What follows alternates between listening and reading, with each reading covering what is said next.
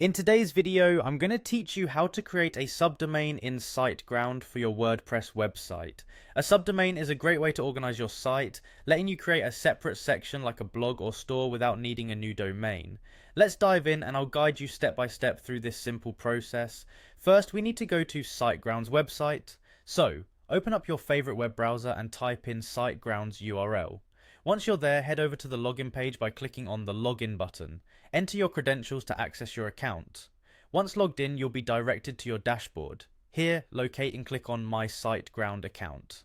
This area holds all the key management tools for your hosting services. Now let's move on to the websites section where all your sites associated with your Siteground account are listed. From this list, choose the website you want to create a subdomain for and then click on Site Tools. This is where you'll find all the backend options for your site. It's a user-friendly interface that allows you to manage different aspects of your website. Next, focus on the left-hand menu and click on Domain. The Domain section is where you can manage domains and subdomains related to your hosted websites. Within the Domain menu, you'll see an option labeled Subdomains. Click on it to proceed. This is where we're going to set up a new subdomain. Now it's time to choose a name for your subdomain. For example, if you're setting it up for a blog, you might simply call it blog.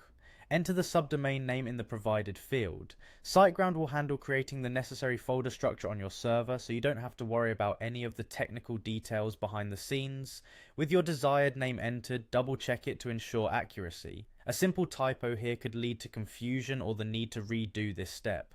Once you're satisfied, go ahead and click the Create button. And just like that, Siteground will set up your new subdomain. Your subdomain is now ready to be used and you can manage or add content separately without affecting the main site. Whether it's setting up a separate blog, an e-commerce section, or a membership site, having that extra space can be incredibly beneficial. That's all there is to it. You've successfully created a subdomain in Siteground for your WordPress website.